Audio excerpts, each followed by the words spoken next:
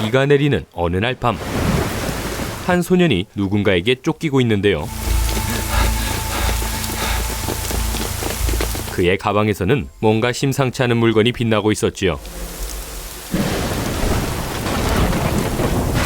그리고 여기 분노의 질주를 찍고 있는 한 남자. 네가 뭐 미친놈도 아니고 뭐 다 이유가 있었겠지. 뭐 오죽하면 뭐 나한테 이러겠냐. 이 남자의 이름은 육동주. 의성 파일을 전달하기. 그때 동주에게 걸려온 전화. 야, 이 미친놈아! 동주는 누군가에게 당장 집으로 오라 소리치죠. 너 일단 집으로 와. 너 당장 안 들어와. 그런데 그때 엄청난 번개와 함께 소년이 떨어지는데요.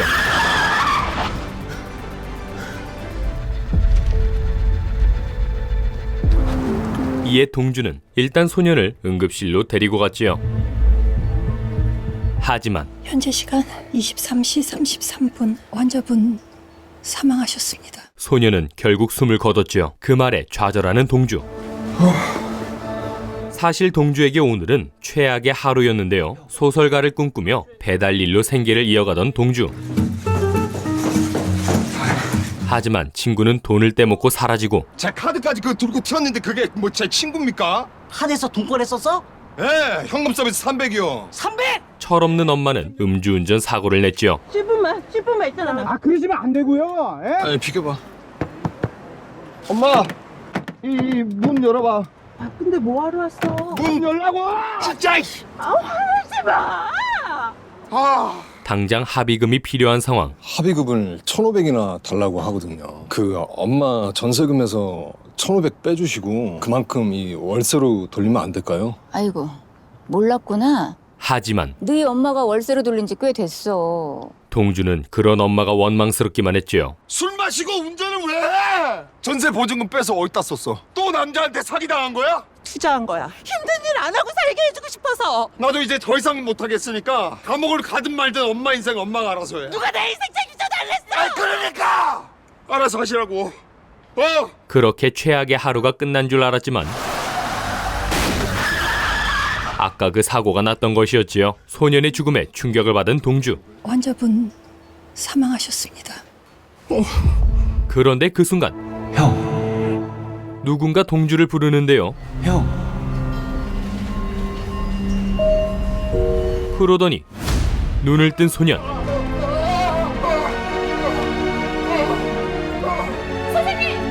이에 소년은 중환자실로 옮겨졌지요.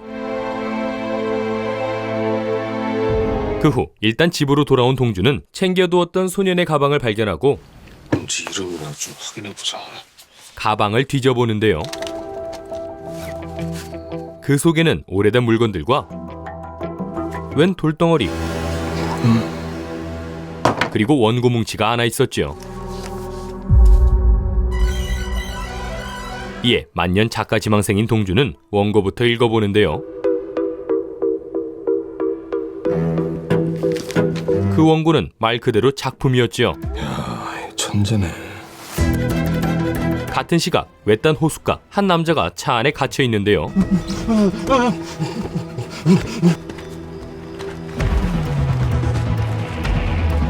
그리고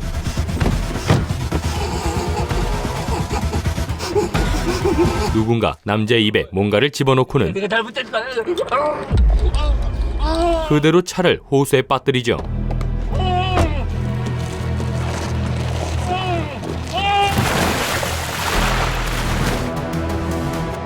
그 범인의 손에는 이상한 흉터가 있었는데요. 그런 일이 있고 난 다음날 새벽 사천배 유효환자 어디 갔어요? 아무도 본 사람 없어요? 갑자기 사라진 소년. 소년은 웬 할머니 병실에 있었는데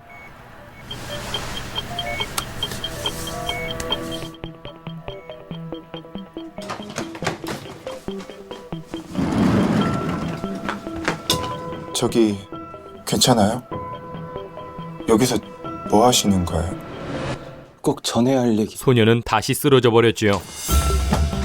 이서사장 프레스. 그렇게 한바탕 소란이 있던 날 오후 오래 기다렸어? 동주는 친구 명석을 찾아가는데요. 야, 근데 내가 시간이 좀 없다. 작가하고 약속 있어. 그는 잘 나가는 출판사 대표 명석에게 합의금을 빌려볼 생각이었지요. 아니 뭔데? 나 그때 돈 좀 빌려주라. 얼마나? 1,500. 알았어. 고맙다. 근데 언제 갚을 건데? 그 대학문학상 공모 있는 거 알지? 그는 돈을 갚겠다고 약속을 하지만 차라리 로또를 산다고 해라. 로또 될 확률이 당선 확률보다 높지 않을까? 명석은 그의 글솜씨를 무시하죠. 작가는 타고나는 거지 노력한다고 되는 게 아니라는 거 너도 잘 알잖아. 재능 있는 거 알아. 아는데 당선 수준은... 그 말에 자존심이 상한 동주. 읽어보고 얘기해. 그는 어제 읽은 소년의 원고를 마치 자기 것인 양 던져주는데요. 2페이지만 읽어봐. 분명히 계속 읽게 될 테니까. 이후 병원에 찾아간 동주. 새벽에 의식을 찾았다가 다시 의식을 잃었어요. 걷기도 하고 말도 했다면서요. 예, 알 수 없는 말을 하긴 했다는데 의미는 모르겠어요. 그는 소년의 상태에 대해 알게 되는데 당장 내일이라도 돌아올 수 있고 영영 못 깨어날 수도 있고 장담할 수 없어요. 다만 한 가지, 우뇌가 좌뇌에 비해 커요. 선천적인 것인지 사고 충격에 의한 일시적인 건지는 알 수 없고요. 게다가 소년의 신원은 아직 밝혀지지 않았지요. 피해자 신원 파악이 안 돼요. 지문조회 한다면서요. 안 나와요. 미성년자인 것 같은데 실종 신고 접수된 것도 없고요. 이에 동주는 마음이 복잡해지는데 그런데 그때 이거 진짜 네가 쓴 거냐? 당연한 걸 왜 물어? 출판하자. 뭔 소리야? 원고를 마음에 들어하는 명석. 계약하자. 내가 베스트셀러 만들어줄게. 차기 작가지 포함해서 내일이라도 계약금 줄 수 있어. 이에 동주는 잠깐 고민을 하지만 잠깐만. 기회가 왔을 때 잡아. 나 2번 제안 안 한다. 결국 그 원고를 자기 이름으로 출판해버리죠. 그 덕에 동주는 좋은 집으로 이사도 하는데요. 재벌 출판사라 스케일이 다르다. 감옥이야. 딴 집 말고 글 쓰라고 집어넣은 감옥. 나도 갇히고 싶다 야. 그렇게 정식 작가가 되지만 마음 한켠이 불편하기만 했지요. 아니 무슨 사인을 해. 대대손손 자랑하려고 그런다. 아니 다음 책 나오는데 그때 해줄게. 아 그땐 그때고 얼른. 응? 데뷔작은 특별한 의미가 있지 않냐. 그런데 그 시각 선생님, 혼수 상태에서 깨어나 앉아있는 소년. 하지만 교통사고요? 기억이 안 나요. 네. 소년은 아무것도 기억하지 못하는데 이름은 기억해요? 신원을 확인할 수 없어서 가족들한테 연락을 못했어요. 잘 모르겠어요. 차츰 좋아질 거니까 걱정하지 말고 마음을 편히 가져요. 네. 고맙습니다. 그 순간 소년의 머릿속에서 끔찍한 환영이 펼쳐지죠.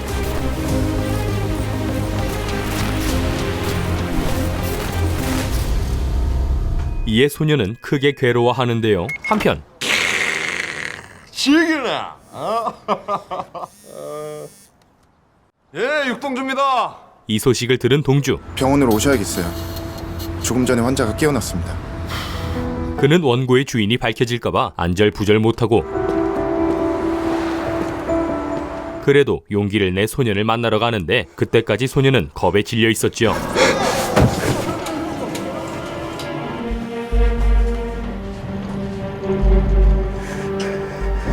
저기 그 순간 소년이 사라져버렸는데요. 어떻게 된 거야? 그런데 이때 복도에 나타나 다른 병실로 들어가는 소년.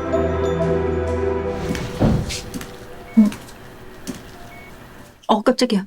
그 병실은 2달 전 소년이 찾아갔던 할머니의 병실이었는데 여기서 뭐 하시는 거예요? 선혜한테 할 얘기가 있어요. 선혜 씨죠? 예, 그런데요. 할머니가 부탁을 하셨어요. 꼭 전해야 할 말이 있다고요. 그때 할머니 아들이 오자 너 뭐야? 여기서 뭐 하는 거야? 소년은 시퍼렇게 변한 눈으로 남자를 쫓아내버리죠. 그렇게 남자를 내보낸 소년은 할머니 딸에게 할머니의 말을 전해주는데요. 할머니 곧 돌아가실 거예요. 도대체 누구예요? 나한테 왜 이러는 거예요? 행복하게 살아. 살아. 엄마 요양원에서도 잘 지냈어. 거기 보내서 병난 건 아니니까 애달퍼하지도 말어. 착하고 착한 내 딸 선혜야. 정말 고마워. 문갑 2번째 서랍을 빼면 바닥에 돈이 든 봉투가 있대요. 그걸로 선혜 씨 무릎 수술하고 큰오빠는 가족들 등쳐먹고 개조되긴 글렀으니까 연 끊고 살래요. 그리고 소녀는 다시 병실로 돌아오는데 방금 저기 할머니 얘기 그게 뭐가 어떻게 된 거예요? 누구세요? 아, 교통사고 낸 사람이 저거든요. 사과부터 드리겠습니다. 그리고 이렇게 기적처럼 깨어나서 정말 다행입니다. 그때 소년의 말대로 할머니가 세상을 떠나죠. 이에 동주는 깜짝 놀라는데요. 할머니 돌아가실 걸 어떻게 미리 알았던 거야? 설마 할머니가 진짜 너한테 얘기라도 한 거냐고? 그 순간 가방 어디 있어요? 가방을 기억해낸 소년. 내 가방 어디 있어요? 그 말에 동주는 긴장을 하고 불안한 마음에 캐물어 보는데요. 어디까지 기억이 나는데? 비가 오고 있었어요. 누군가한테 쫓기고 있었어요. 가방을 메고 있었고요. 가방 안에 뭔가 중요한 게 있었던 것 같아요. 중요한 건 뭐? 하지만 소년은 사고 기억만 어렴풋이 남아 있었지요. 생각 안 나요. 중요한 게 있었다면서. 잘 생각해봐. 모르겠어요. 왜 쫓기고 있었는지, 누가 날 쫓은 건지, 내가 누군지, 가방 안에 뭐가 있었는지. 그럴수록 가방을 되찾고 싶어하는 소년. 가방을 보면 뭔가 떠오를지도 몰라요. 가방 지금 형네 집에 있어요? 아유, 어디가? 태어날 수 있는지 물어보려고요. 그런데 그 순간 소년이 우두커니 멈춰서는데요.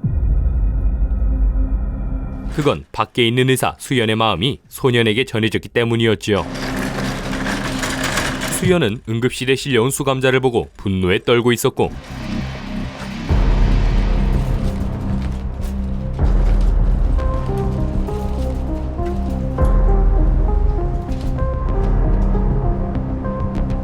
이를 고스란히 느끼던 소년은 갑자기 수연의 진료실로 순간이동을 하는데, 거기서 수연의 고통을 알게 되는 소년.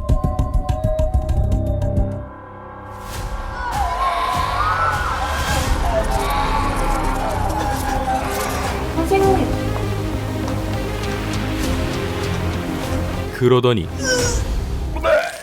수연과 똑같은 증상을 경험하기까지 하죠.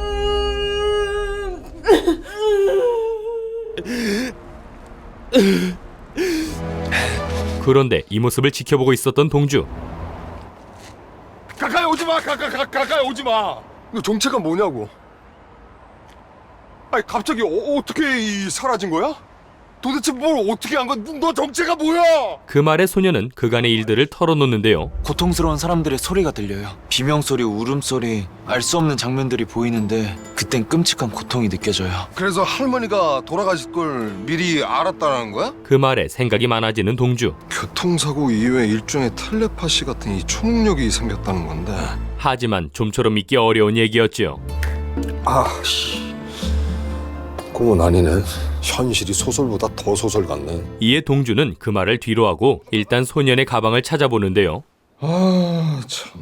어디로 사라진 거야? 그때 책상 위에 있는 소년의 원고. 분명 가방 속에 있던 그 원고에는 카이라는 사람이 남긴 메모가 있었지요.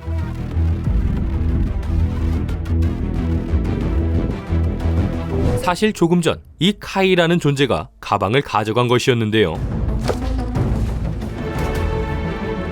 이에 동주는 자기 주변에서 일어나는 이상한 일들에 조금씩 긴장을 하기 시작하죠. 그리고 며칠 뒤 호수에서 건져지는 차 한 대. 그렇게 2달 전 사건이 수면 위로 드러나는데, 차 주인이자 피해자는 영화 감독인 신경철. 사체 부패가 워낙 심해서 육안으로 확인 어렵지만 신경철 맞는 것 같습니다. 이어 현장에서는 이상한 증거가 발견되죠. 피해자 입안에 들어있었어. 범인이 일부러 넣었다는 거예요? 그건 웬 나무 조각과 USB였는데요. 이에 USB 내용부터 살펴보는 형사들. 좋잖아. 저리 가라고 이 미친 새끼야. 아우, 이 사람 미치겠다. 그건 바로 피해자가 저지른 폭행 영상이었고, 이걸 범인이 범행 현장에 직접 남겨둔 것이었지요. 사건 현장에 범인이 증거 남겼다는 건 신경철의 성폭행을 폭로하겠다는 의도잖아요. 그런데 그때 드릴 말씀이 있습니다. 또 다른 의혹을 제기하는 현수. 2년 전 살해당한 피해자 전두현입니다. 두 사건의 범인이 동일범일 가능성이 있습니다. 그녀는 두 사건이 동일범 소행이라 주장하는데요. 악덕 사채업자였던 전두현의 입에서는 피해자가 몸에 지니고 있었던 금 장신구들이 있었고 신경철의 차량에서는 성폭행 동영상이 담긴 USB가 발견됐습니다. 공통적으로 이 나무 조각이 나왔고요. 이에 2년 전 사건의 증거물까지 소환되지요. 상류층을 대상으로 하는 월간지에 10년 전 실렸던 기사 사진인데 전두현이 입고 있던 옷 주머니에서 발견됐어요. 제 생각엔 범인이 일부러 남기고 간 것 같아요. 그 사진 속 인물 중 한 명은 바로 호숫가 사건 피해자 신경철이었고 여기 나상우를 제외하고 신경철이 살해되기 전에 마지막으로 만났던 사람들입니다. 또 다른 한 명은 실종 상태였는데요. 나상우 교수는 지금 실종 상태 아닌가? 7년쯤 됐지. 네. 확신할 수는 없지만 피해자가 3명일 수도 있습니다. 그런 한편 오늘도 소년을 만나러 가는 동주. 여기 무슨 일? 왔네. 그런데 병실 분위기가 심상치 않은데요. 아니 무슨 일입니까? 이 학생한테 폭행당했다는 신고를 하셨어요.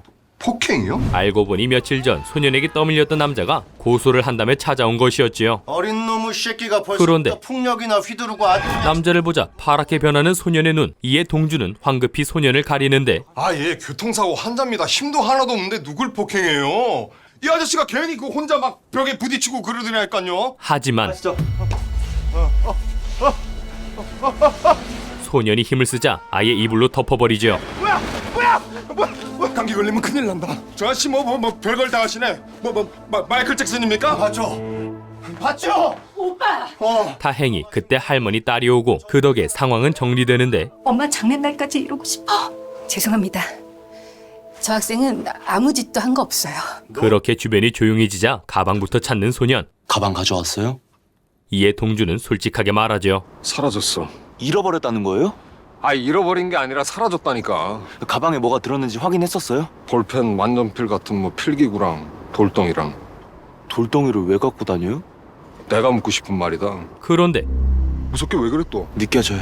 또다시 긴장하는 소년. 불안하고 불길해요. 그건 그 시각 수연이 분노를 느끼고 있었기 때문인데요. 사실 이 수감자는 수연의 남편을 죽인 살인마였지요. 그럼에도 심신미약을 주장하기 위해 병원에 온 것이었는데요. 자해를 했어요. 손목하고 이마. 심신미약이라도 주장하려는 건가?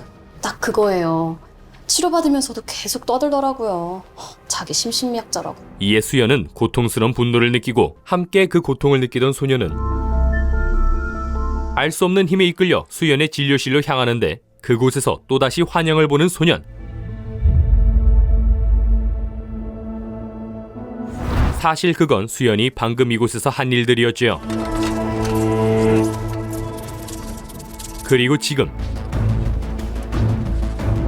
수연은 위험한 행동을 하고 있었는데요. 안 돼. 그러자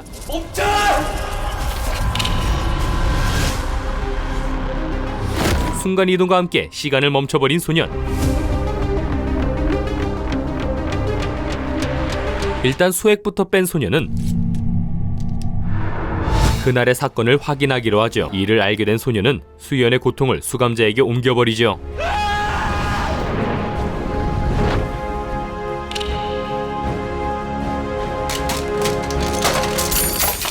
그러자 극심하게 괴로워하는 수감자. 그만해! 제발 그만해! 살려주세요! 야, 왜 그래? 이상한 소리가 들려서 들어와 봤어요. 당당히 불러드릴게요. 이를 본 수연은 자초지종을 물어보는데 어떻게 한 거야? 느낄 수 있었어. 내 기억과 고통이 고스란히 그 사람한테 옮겨가고 있다는 거. 하지만 소녀는 그저 지금 일어나는 일이 두렵기만 했죠. 저도 모르게 사람을 다치게 할까봐 겁이 나요. 그 말에 소년을 위로하는 수연. 대답이 될지 모르겠지만 나한테 너는 구세주야. 한편 그 시각 동주에게 전화 한 통이 걸려오는데요. 누구세요?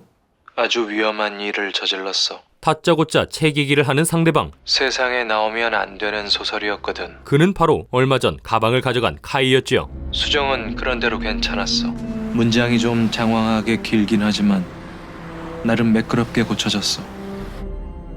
하지만 엔딩은 내가 원한 방식이 아니야. 재판 찍을 땐 결말이 달라져 있어야 돼.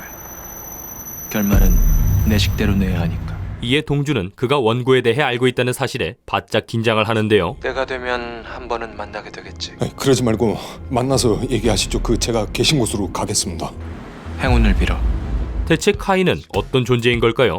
그리고 동주와 소녀는 앞으로 어떻게 되는 걸까요? 여기까지 드라마 기적의 형제 1, 2화 내용을 전해드렸는데요. 보는 내내 구멍 하나 없는 웰메이드 미스테리 드라마였습니다. 진지하면서도 허당스러운 문학 청년 동주와 타인의 고통을 자기 것처럼 느끼는 이름 모를 소년, 이 두 사람을 둘러싸고 갖가지 사건들이 얽히고 설키며 진행되고 있는데요. 곳곳에 깔린 복선들이 다음 회차에서 어떻게 돌아올지 기대가 되기도 하네요. 과연 동주와 이 소년이 이 상황들을 어떻게 헤쳐나갈지 궁금하시다면 매주 수요일 밤 10시 30분에 JTBC에서 본방사수 하시기 바랍니다. 그럼 저는 이만 물러가겠습니다. 지금까지 그림텔러였습니다.